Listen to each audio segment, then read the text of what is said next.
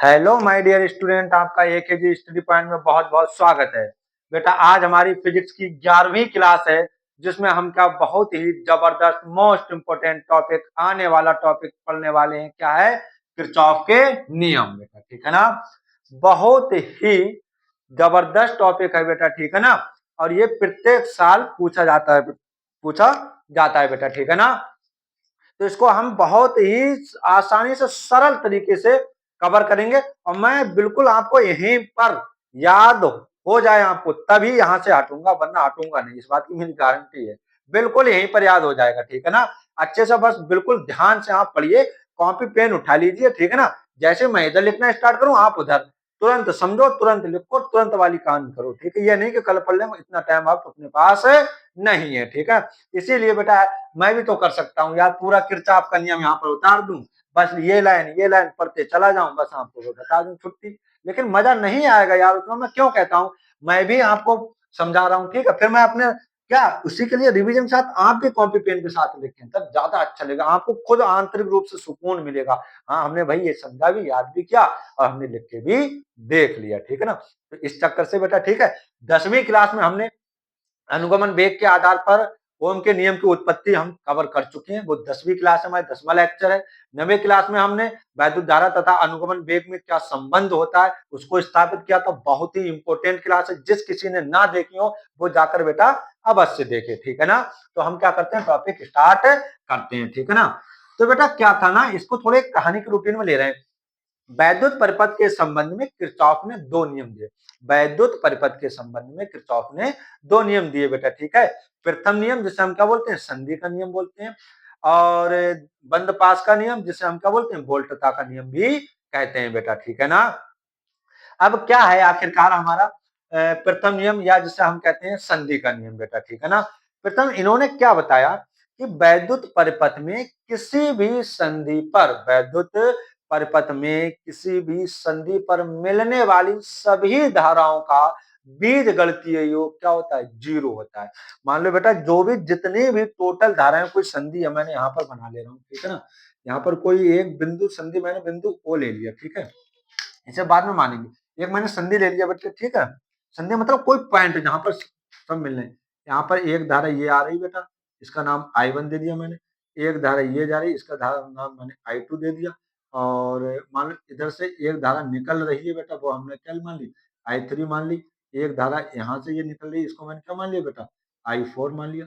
कुछ भी मान लो, और भी मान सकते हैं हम, कुछ भी ले लो। और यार इधर मान लो ये I5 ले लिया मैंने, ठीक है ना। तो ये अब संधि, इस संधि का नाम मैंने क्या दे दिया बेटा, ओ। कोई संधि है, संधि मतलब ज्वाइंट, ठीक है ना, कहां पर जुड़े सब, ठीक है। तो इन्होंने यही बताया मेरे लाल, क्या बताया कि वैद्युत परिपथ में किसी भी संधि पर मिलने वाली सभी धाराओं का बीज गणितीय योग क्या होता है, जीरो होता है। कहने का तात्पर्य ये हुआ कि I1 plus I2 plus I3 plus I4 plus I5, ठीक है ना, बराबर इक्वल्स टू जीरो, ठीक है ना, सभी धाराओं का। अच्छा जी, ठीक है, ये बात तो हम समझ गए। इसको हम लगाएंगे कैसे, तो इसको लगाने का बेटा नियम ये है, इस नियम को लगाते समय हम क्या देखेंगे, जो धाराएं संधि की ओर आती हैं उन्हें हम धनात्मक चिन्ह के साथ, और जो धाराएं संधि से दूर जाती हैं उन्हें हम ऋणात्मक चिन्ह के साथ लेते हैं, ठीक है। मैं यहाँ पर अभी लिख के बताऊंगा, बहुत अच्छे से समझ में आएगा। फिर से ध्यान से सुने भाई, प्रथम नियम क्या है, संधि किरचॉफ का प्रथम नियम है, या संधि का नियम भी इसे हम बोलते हैं। उन्होंने क्या बताया, कुछ भी नहीं बताया, उन्होंने ये बताया कि वैद्युत परिपथ में किसी भी संधि पर मिलने वाली सभी धाराएं, जितनी भी धाराएं है ना साली, सबको योग करो, वो किसके बराबर होगा, शून्य के बराबर होगा। इन्होंने बताया लगाएंगे कैसे, कुछ नहीं करना, जो धाराएं संधि की ओर आ रही है उन्हें धनात्मक चिन्ह के साथ, जो दूर जाने पर निकल डाले यहाँ से, ठीक है ना, तो ऋणात्मक चिन्ह के साथ भेजनी उन्हें, ठीक है। तो ऐसा हमें ये करना है, इस प्रकार हम लगाएंगे, ठीक है। तो लिखेंगे कैसे बेटा, ध्यान से सुनिएगा। यहाँ पर लिखेंगे कैसे, हेडिंग डाल लो अपनी, प्रथम नियम या संधि का नियम। बेटा हेडिंग डाल ले रहे हैं हम, प्रथम नियम, प्रथम नियम, ये लिख लें, इसमें थोड़ी सी लिख लें, दो लाइनें, ठीक है ना, दो लाइनें लिख ले रहे हैं बेटा। वैद्युत परिपथ के संबंध में, वैद्युत परिपथ के संबंध में, वैद्युत परिपथ के संबंध में, वैद्युत परिपथ के संबंध में किरचॉफ ने, वैद्युत परिपथ के संबंध में किरचॉफ ने किरचॉफ ने दो नियम दिए। किरचॉफ ने दो नियम दिए।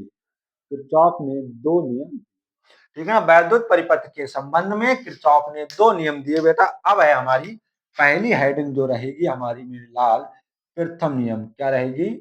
प्रथम नियम, या इसी को हम क्या बोलते हैं बेटा? संधि का नियम, या हम कहें या संधि का नियम। प्रथम नियम बेटा, या संधि का नियम, ठीक है ना। प्रथम नियम या संधि का नियम क्या होता है? मैंने मेरे लाल अभी मैंने बताया आपको, ठीक है। क्या है प्रथम नियम या संधि का नियम?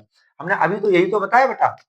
इस नियम के अनुसार, इस नियम के अनुसार, इस नियम के अनुसार, इस नियम के अनुसार वैद्युत परिपथ में, इस नियम के अनुसार वैद्युत परिपथ में, वैद्युत परिपथ में, वैद्युत परिपथ में किसी संधि पर, वैद्युत परिपथ में किसी संधि पर, किसी संधि पर मिलने वाली, इस नियम के अनुसार वैद्युत परिपथ में किसी संधि पर मिलने वाली, मिलने वाली, मिलने वाली सभी धाराओं का, मिलने वाली सभी धाराओं का, सभी धाराओं का बीजगणितीय योग, बीजगणितीय योग बेटा क्या होता है?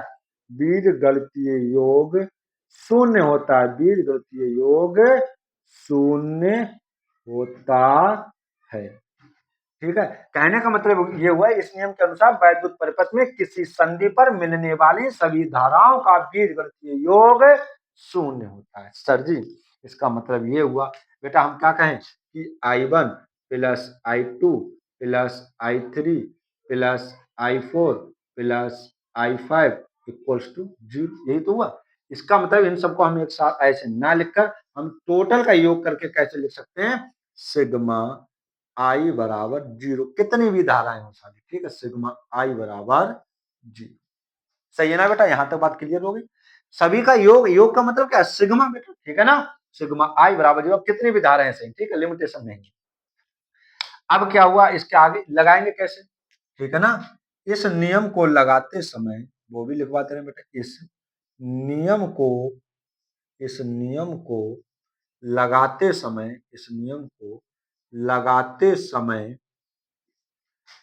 संधि की ओर, संधि की ओर लगाते समय, संधि की ओर, संधि की ओर आने वाली धाराओं, संधि की ओर आने वाली धाराओं को, आने वाली धाराओं को धनात्मक, धनात्मक, धनात्मक चिन्ह के साथ, धनात्मक चिन्ह के साथ तथा, धनात्मक चिन्ह के साथ तथा संधि से, तथा संधि से दूर जाने वाली, तथा संधि से दूर जाने वाली, संधि से दूर जाने वाली धाराओं को, धाराओं को, धाराओं को ऋणात्मक चिन्ह के साथ लेते हैं। धाराओं को ऋणात्मक, ऋणात्मक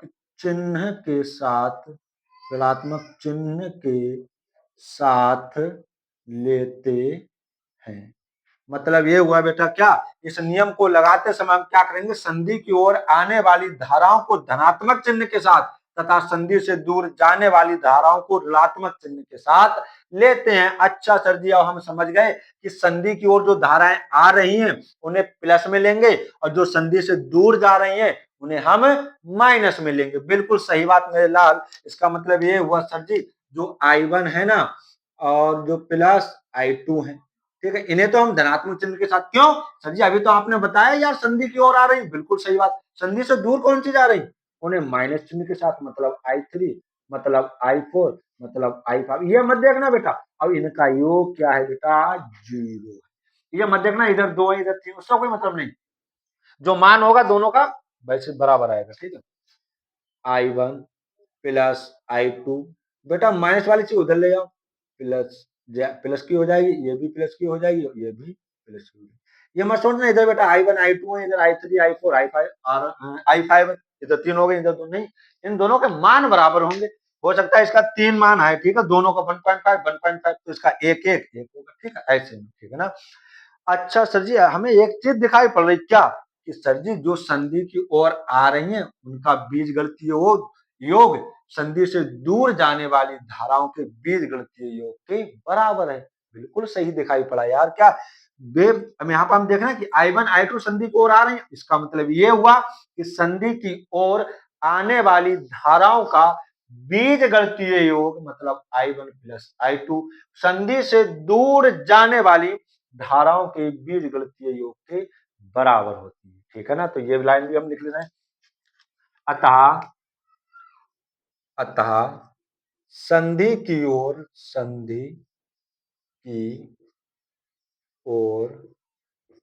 आने वाली अतः संधि की ओर आने वाली धाराओं का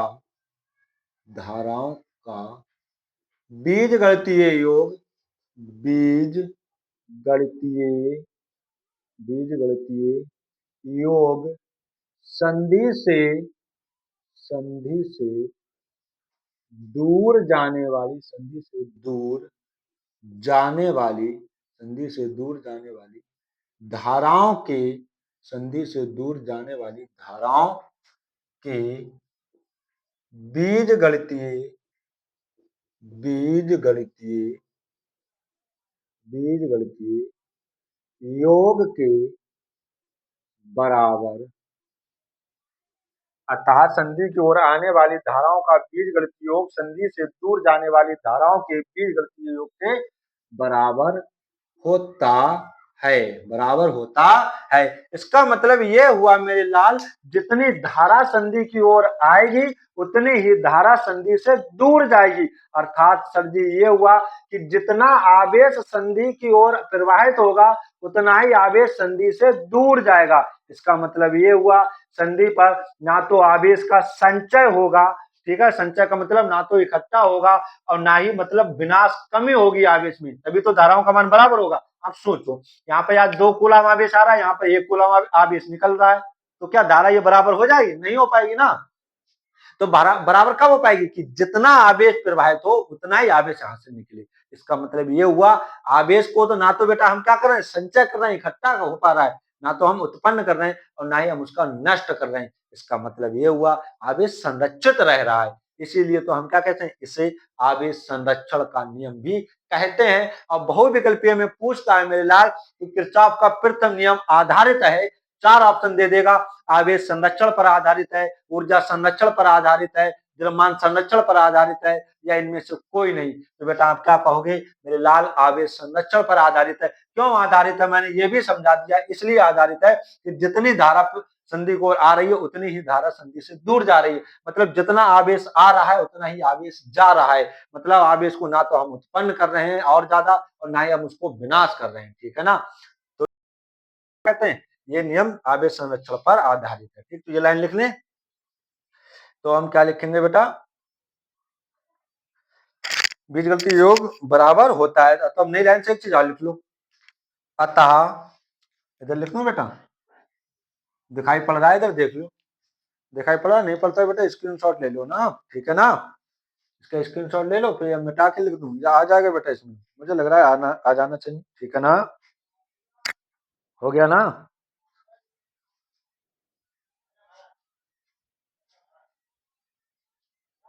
ठीक है, इधर लिख लूं साइड में, अतः अतः संधि पर आवेश का ना तो, यहाँ तो दिखाई पड़ा ना तो, ना ना तो दिखाई पड़ रहा है ना, तो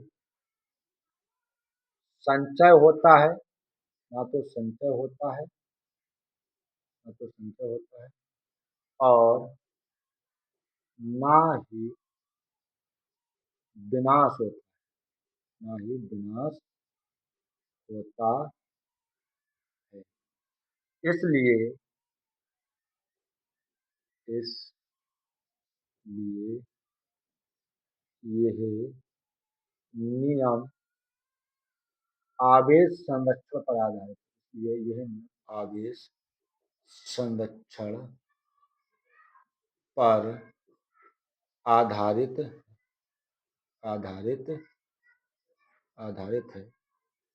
इसीलिए इसे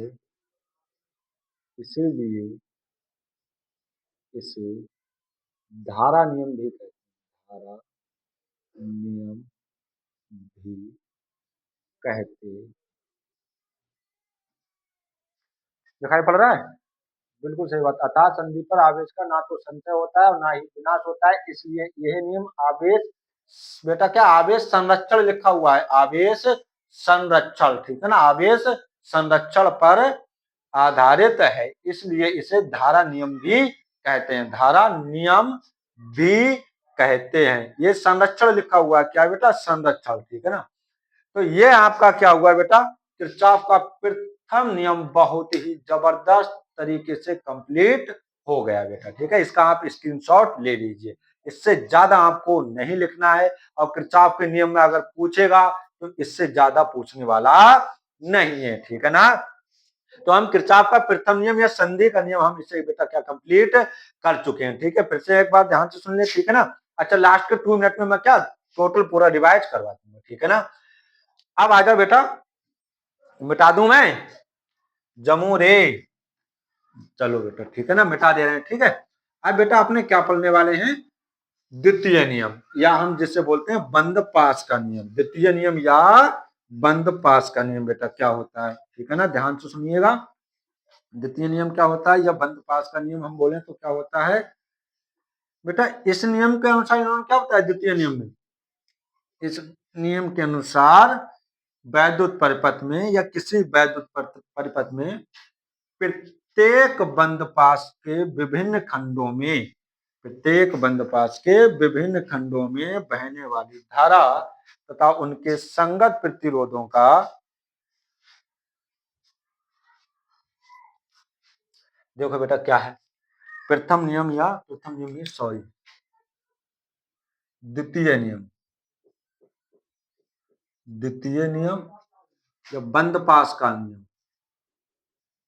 बंद पास का नियम, इसे बेटा हम क्या बोल्टता का नियम भी कहते हैं। किसका, बोल्टता का नियम भी कहते हैं, ठीक है। इसे हम अच्छे से समझ रहे हैं। क्या है, इन्होंने बताया कि किसी वैद्युत परिपथ में प्रत्येक बंद पास के विभिन्न खंडों में बहने वाली धारा तथा उनके संगत प्रतिरोधों के गुणनफल का बीजगणितीय योग किसके बराबर होता है, उनके संगत विद्युत वाहक बल के बीजगणितीय योग के बराबर होता है, ठीक है। एक चित्र बना लें तब और अच्छे से हम इसे एक्सप्लेन कर सकते हैं। बेटा देखो ध्यान से, एक मैंने यहाँ पर एक चित्र बना रहा हूँ, ठीक है ना,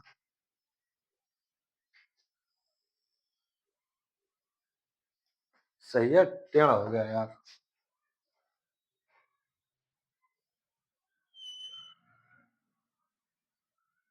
सही है, आप सीधा बना लीजिए, ठीक है, स्केल सब बढ़िया करके, सही है ना बेटा, ये रहा। अब देखो यहाँ पर, अब देखो यहाँ पे बेटा हम क्या करेंगे, इस प्रकार से ऐसे R1, ठीक है ना, यहाँ पर एक विद्युत भाग में लगा लिया हमने, क्या धनात्मक पॉजिटिव और नेगेटिव बेटा, ठीक है ना। यहाँ पर हम क्या करेंगे, यहाँ पर देखो इधर से धारा यदि प्रवाहित हो रही है, इस डायरेक्शन में I1 धारा प्रवाहित हो रही है, ठीक है ना, और यहाँ पर ये I1 धारा निकल कर आ रही है। यहाँ पर हमने मान लिया ये क्या बेटा E1 है, विद्युत भाग में इस डायरेक्शन प्रवाहित हो रही है, ठीक है। यहाँ पर हम लगा ले रहे हैं क्या E2 बेटा, यहाँ पर हम क्या लगा ले रहे हैं E2, ठीक है ना, E2। यहाँ पर प्रतिरोध क्या हो जाएगा हमारा, इस प्रकार से मतलब R2 बेटा, ठीक है ना। यहाँ पर धारा I2 हो जाएगी, यहाँ पर भी ये धारा ये I2 हो जाएगी, दोनों इधर की ओर आएंगी, I1 मिलके इधर I1 प्लस I2 हो जाएगी बेटा, ठीक है ना। और यहाँ पर प्रतिरोध एक क्या लगा हुआ है हमारा, एक प्रतिरोध लगा हुआ है R3 प्रतिरोध लगा है, जिसमें ये धारा प्रवाहित होगी, ठीक है। इसकी कंडीशन इसी प्रकार से इस प्रकार से रहेगी, ठीक है ना। तो हमने क्या बताया, हमने बताया क्या इस नियम के अनुसार किसी वैद्युत परिपथ के प्रत्येक बंद पास ये हो गया, बंद पास एक, दूसरा ये हो गया, बंद पास पहला, बंद पास दूसरा, ठीक। प्रत्येक बंद पास के विभिन्न खंडों में बहने वाली धारा बेटा तथा उनके संगत प्रतिरोधों के गुणनफल का बीजगणितीय योग उसे उनके संगत विद्युत वाहक बल के बीजगणितीय योग के बराबर होता है। इस नियम को लगाते कैसे? इस नियम को लगाते समय बेटा हम क्या धारा की दिशा में धारा तथा उनके संगत प्रतिरोध के गुणनफल को धनात्मक लेते हैं, ठीक है ना। और बेटा क्या अगर हम धारा की विपरीत दिशा में चलेंगे तो ऋणात्मक लेंगे, ठीक, क्लियर हो गई। और ऋण इलेक्ट्रोड से धन इलेक्ट्रोड की ओर चलने पर विद्युत वाहक बल का मान हम क्या लेते हैं? धनात्मक लेते हैं। तो बस इतना ही लिखना है मेरा, कैसे लिखेंगे ध्यान से देखिए। क्या इस नियम के अनुसार इस नियम इस नियम के अनुसार इस नियम के अनुसार इस नियम के अनुसार किसी किसी इस नियम के अनुसार किसी वैद्युत परिपथ में किसी वैद्युत परिपथ में प्रत्येक बंद पास के इस किसी वैद्युत परिपथ में बंद पास के प्रत्येक बंद पास के विभिन्न खंडों में प्रत्येक बंद पास के विभिन्न खंडों में विभिन्न विभिन्न खंडों में बहने वाली विभिन्न खंडों में बहने वाली धारा बहने वाली धारा बहने वाली धारा बहने वाली धारा तथा उनके संगत तथा उनके संगत प्रतिरोधों के संगत प्रतिरोधों के गुणनफल का गुणनफल का बीजगणितीय योग बीजगणितीय योग उनके संगत वैद्युत वाहक बल के या विद्युत वाहक बल के वैद्युत वाहक बल के बीजगणितीय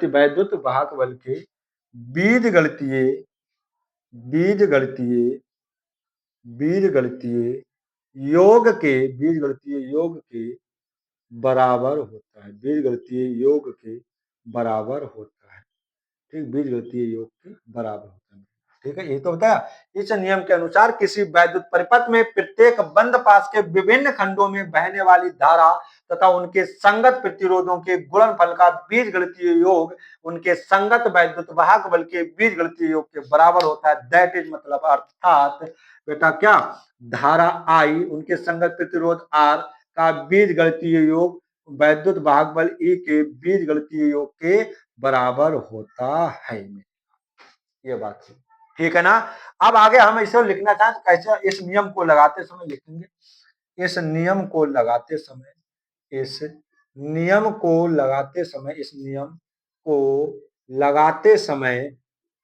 लगाते समय धारा की दिशा में लगाते समय धारा की धारा की दिशा में धारा की दिशा में धारा की दिशा में धारा की दिशा में धारा तथा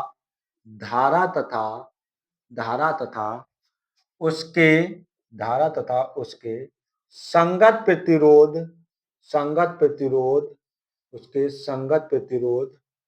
के गुणनफल को इस नियम को लगाते समय धारा की दिशा में धारा तथा उसके संगत प्रतिरोध के गुणनफल को धनात्मक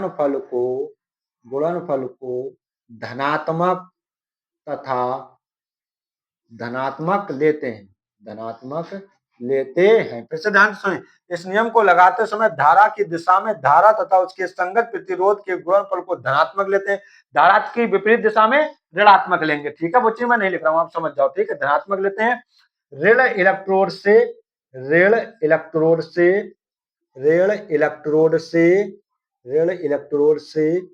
धन इलेक्ट्रोड की ओर चलने पर धन इलेक्ट्रोड पूरा लिख दो बेटा, नहीं इलेक्ट्रॉन समझता हूं, इलेक्ट्रोड धन इलेक्ट्रोड की ओर चलने पर, ऋण इलेक्ट्रोड से धन इलेक्ट्रोड की ओर चलने पर विद्युत वाहक बल का मान धनात्मक लेते हैं। विद्युत वाहक बल को विद्युत वाहक बल का विद्युत वाहक बल का मान विद्युत वाहक बल का मान धनात्मक लेते हैं। कैसे लेते हैं बेटा? धनात्मक चिन्ह के साथ लेते हैं, धनात्मक लेते हैं। कब? बेटा जब हम ऋण इलेक्ट्रोड से धन इलेक्ट्रोड की ओर चलेंगे। फिर से ध्यान से सुने, इस नियम को लगाते समय धारा की दिशा में धारा तथा उसके संगत प्रतिरोध के गुणनफल को धनात्मक लेते हैं और ऋण इलेक्ट्रोड से धन इलेक्ट्रोड की ओर चलने पर विद्युत वाहक बल का मान धनात्मक लेते हैं। इसके अपोजिट चलेंगे तब ऋणात्मक लेंगे। बेटा कैसे लगाएंगे चित्र के द्वारा मैं अभी समझा रहा हूं, बिल्कुल जबरदस्त तरीके से, कोई टेंशन होने वाली नहीं है। ठीक है ना? इनके नाम आप लिखना चाहो, आप नाम भी लिख सकते हो, A B C D E F, बंद पास ए बी सी डी ए में। ठीक है ना? ये हम लिख रहे हैं बंद पास फर्स्ट में, बंद पास फर्स्ट में। ठीक है ना? पहले बंद पास में आप लगाओ। इसका नियम बेटा कैसे लगाएंगे अब समझो। अब हम कैसे डायरेक्शन में चल रहे हैं? ऐसे डायरेक्शन में चल रहे हैं। अब ऐसे चलना है, हम इधर से ऐसे चल रहे हैं ना, इस प्रकार से ऐसे गए, फिर ऐसे आए, फिर ऐसे। ठीक है ना? तो हम ऐसे चल रहे हैं सर जी, धारा भी हमारी ऐसी बह रही। तो I1 इसके संगत प्रतिरोध ये हुआ। ठीक है? इसके संगत प्रतिरोध ये हुआ। ठीक है ना? तो आप जैसे I1 आप ऐसे चल रहे हैं बेटा, तो धारा की दिशा में चल रहे हैं ना, जिधर ऐसे गए हम ऐसे चल रहे हैं, तो धारा की दिशा में चल रहे हैं, तो धारा उनका संगत प्रतिरोध ये तो हुआ, तो इनका गुणनफल लिख लेंगे हम I1 R1। ठीक है ना? फिर आगे बढ़ते चले आओ, ऐसे बढ़ते हुए चले आ रहे हैं सर जी, ऐसे बढ़ते हुए आ गए हम। ठीक है ना?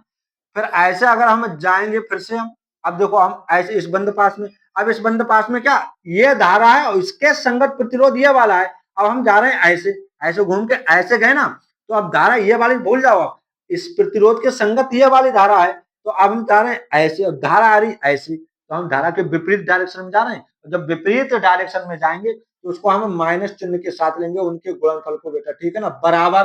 अब बात आ जाती है बेटा E1 और U2 का मान। अब पहले बंद पास के लिए दो विद्युत भाग बल लगे हुए हैं, एक तो E1 और एक तो E2। बेटा हम ऐसे चल रहे हैं ना मेरे लाल, ऐसे, तो छोटा वाला ऋण इलेक्ट्रोड होता है और बड़ा वाला धन इलेक्ट्रोड होता है। ठीक है ना?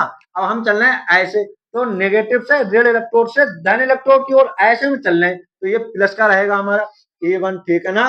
अब जैसे आप इधर आ जाइए, अब आप इधर आओगे तो बेटा अब क्या होगा, हम अब धन ये ऋण ये, अब हम धन इलेक्ट्रोड से ऋण इलेक्ट्रोड की ओर चलेंगे, तो ये कैसा हो जाएगा, माइनस का हो जाएगा। कैसा हो जाएगा, माइनस का हो जाएगा बेटा। ठीक है ना? अब बात आ जाओ बंद पास सेकंड में, फिर से एक बार और बताऊंगा मैं आपको। ठीक है? जबरदस्त तरीके से बंद पास सेकंड में, बंद पास सेकंड में मेरे लाल, बंद पास सेकंड में क्या है, हम ऐसे चलेंगे घूम के फिर ऐसे आ जाएंगे, मतलब ऐसे चलना फिर ऐसे फिर ऐसे। अब देखो बेटा मेरे लाल, इसमें क्या है, अब यही तो है, अब ऐसे चलेंगे हम फिर ऐसे आएंगे, जो ये डायरेक्शन चिन्ह बताने कैसे चलना हमें, ऐसे। तो हम अब ऐसे चलना, वो आप सब चीज भूल जाओ, ये लीला आप सब भूल जाओ, अब इधर आ जाओ। तो बेटा क्या I2 और R2, I2 और R2 बेटा। ठीक है ना? ऐसे ही तो चल रहे हैं हम, इस प्रकार से ऐसे घूम के ऐसे तो चल रहे हैं, I2 और R2 धारा की दिशा में चल रहे हैं, ऐसे बढ़ते चले आ गए। अब यहाँ पर हम ऐसे घूमे तो I1 धारा जो ऊपर से आ रही, I2 धारा जो नीचे इस वाले से इधर से आ रही बेटा, कुल मिला के कितनी हो जाएगी, I1 प्लस I2 हो जाएगी, I1 प्लस I2। ये किधर जा रही है, R3 में। किधर जा रही है, R3 में। ऐसे करके यूं घूम के आए और ऐसे चल दिए, इसका मतलब हम सभी धारा की दिशा में ही जा रहे हैं, तो ये भी प्लस की रहेगी, मतलब I2 प्लस I3, टोटल धारा I2 प्लस I3 हुई। इनके संगत प्रतिरोध क्या हुआ, R3, इनका गुणनफल। अब बेटा क्या लेंगे हम, विद्युत वाहक बल, विद्युत वाहक बल। अब इस बंद पास में E1 तो है ही नहीं मेरे लाल, क्या है, सिर्फ और सिर्फ E2 है ना। अब ऐसे जा रहे हैं हम ऋण इलेक्ट्रोड से धन इलेक्ट्रोड की ओर। ठीक है ना? तो ये हम पॉजिटिव में लेंगे क्या चीज, E2। ठीक है ना? फिर से ध्यान से सुने आप एक बार, क्या होता है कि बंद पास एक में बेटा कि धारा I1, ऐसे हम ऐसे चल रहे हैं घूम के ऐसे, फिर से ध्यान से सुनो, धारा की दिशा में चल रहे हैं ना ऐसे ऐसे, तो धारा I1 है, प्रतिरोध R1, उनके संगत प्रतिरोध का गुणनफल कैसे लेंगे, पॉजिटिव। फिर ऐसे बढ़ते चलो, ये वाला भूल जाओ आप। अब हम ऐसे गए इस टाइप से। ठीक है ना? अब बेटा ये, अब हम तो ऐसे जा रहे हैं, धारा ये संगत प्रतिरोध ये, तो I2 R2, हम तो ऐसे गए धारा ऐसे, धारा के विपरीत दिशा में, तो इनका गुणनफल माइनस। अब आ जाओ विद्युत भाग बल। बेटा ऋण इलेक्ट्रोड से धन इलेक्ट्रोड की ओर जा रहे हैं, E1 प्लस की ओर, ऐसे में फिर ऐसे जाएंगे, अब धन से ऋण की ओर, तो ये माइनस का E2 हो जाएगा। बंद पास 2 में। अब बेटा ऐसे ही हम चलना है, वो ऊपर वाला आप भूल जाओ, ऐसे ही चल रहे हैं हम। I2 धारा और उनके संगत प्रतिरोध I2, तो इन दोनों को हम, इनका गुणनफल कैसे लेंगे, प्लस का। फिर ऐसे घूम के फिर ऐसे इनका और इनका गुणनफल बेटा फिर प्लस का रहेगा। अब इसमें एक ही लगा E2, तो बात खत्म बेटा। तो ये था हमारा वैद्य। इसे हम क्या कहते हैं, एक चीज और लिख लेना बेटा, क्या, इस नियम को वोल्टता नियम भी कहते हैं। इस नियम को इस नियम को इस नियम को इस नियम को वोल्टता वोल्टता नियम भी कहते हैं। इस नियम को वोल्टता नियम भी कहते हैं मेरे लाल, इस नियम को वोल्टता नियम भी कहते हैं। अब मेरे लाल आप इसका क्या कर लो, स्क्रीनशॉट ले लो। मुझे नहीं लगता है कि इसमें अब आपको कोई दिक्कत होने वाली है। आप सही बताओ, अगर आपने ध्यान से पढ़ा है तो फिर से मैं रिवाइज करवा रहा हूं। दूसरा नियम क्या है, इस नियम के अनुसार बेटा, क्या, इस नियम के अनुसार किसी वैद्युत परिपथ के प्रत्येक बंद पास के विभिन्न खंडों में बहने वाली धारा तथा उनके संगत प्रतिरोधों के गुणनफल का बीजगणितीय योग उसके संगत वैद्युत वाहक बल के बीजगणितीय योग के बराबर होता है मेरा। ये तो मैंने लिखा है। इस नियम को लगाते समय अगर हम धारा की दिशा में चलेंगे तो धारा और प्रतिरोध के गुणनफल को धनात्मक, और ऋण इलेक्ट्रोड से धन इलेक्ट्रोड की ओर चलेंगे तो विद्युत वाहक बल का मान धनात्मक लेंगे बेटा, ठीक है। इस नियम को हम वोल्टता नियम भी कहते हैं। और जबरदस्त मोस्ट इंपोर्टेंट लाइन तो रही गई, यह नियम ऊर्जा संरक्षण पर आधारित है। यह नियम क्या लिख लेना यहाँ पर, यह नियम बेटा क्या, ऊर्जा संरक्षण पर आधारित है मेरे लाल। क्या यह नियम ऊर्जा संरक्षण पर आधारित है। यह नियम ऊर्जा संरक्षण पर आधारित है। यह नियम ऊर्जा संरक्षण पर आधारित है। यह नियम ऊर्जा संरक्षण पर आधारित है। बहुविकल्पी में बहुत पूछता है, ठीक है। पहला नियम हम इससे पहले बता चुके हैं, क्या है पहला नियम, हमने बताया था बेटा संधि का नियम कहते हैं। क्या, संधि की ओर आने वाली धाराओं का बीजगणितीय योग, ऐसे कह लो यार। इस नियम के अनुसार वैद्युत परिपथ के किसी संधि पर मिलने वाली सभी धाराओं का बीजगणितीय योग क्या होता है, शून्य होता है। मतलब ये हुआ संधि की ओर आने वाली धाराओं का बीजगणितीय योग संधि से दूर जाने वाली धाराओं के बीजगणितीय योग के बराबर होता है, ठीक है ना। और बेटा क्या, इसमें ये नियम, पहला नियम जो आवेश संरक्षण पर आधारित है, इसे हम धारा का नियम भी कहते हैं। और इस नियम को हम क्या, वोल्टता का नियम भी कहते हैं बेटा। देखो एक बार जबरदस्त तरीके से हो गया ना। तो अब आप क्या करो, इसका स्क्रीनशॉट ले लो। मुझे नहीं लगता है अब किरचॉफ का नियम आ जाए आपसे छूटने वाला है। अगर आपने क्लास को ध्यान से देखी है तब बशर्ते, ठीक है ना। अगर कहीं पर भी गुंजाइश रह गई हो तो एक बार क्लास देख लीजिएगा, ठीक है, दोबारा से बेटा। मुझे नहीं लगता है आपको कोई दिक्कत है। फटाक से नहीं से आप क्या कीजिए, 5 मिनट निकाल के तुरंत अपनी कॉपी पर लिख लीजिए, रिवाइज कर लीजिए, ठीक है ना। ठीक है बेटा, इसी के साथ बेटा, अगर बेटा एक चीज कहना चाहूंगा यार, कुछ तो कोशिश करो। जब मैं आपके लिए इतनी मेहनत कर सकता हूँ तो आपको एक तो काम कर ही सकते हो। अगर चाहे बेटा क्या, वीडियो अच्छी लगी हो, लेक्चर अच्छी लगे, क्लास अच्छा लगाओ, जबरदस्त लगाओ, तो क्या बेटा, क्लास को लाइक कीजिए, ठीक है ना। और ज्यादा से ज्यादा अपने दोस्तों के साथ शेयर कीजिए, बस इतना तो कर सकते हो आप लोग। और चैनल को सब्सक्राइब भी कीजिए, ठीक है ना। तो इसी के साथ बेटा फिर हम एक नेक्स्ट क्लास में एक जबरदस्त टॉपिक के साथ मिलते हैं, ठीक है ना। तब तक के लिए जय हिंद, जय भारत, टेक केयर एंड हंसते रहिए, मुस्कुराते रहिए।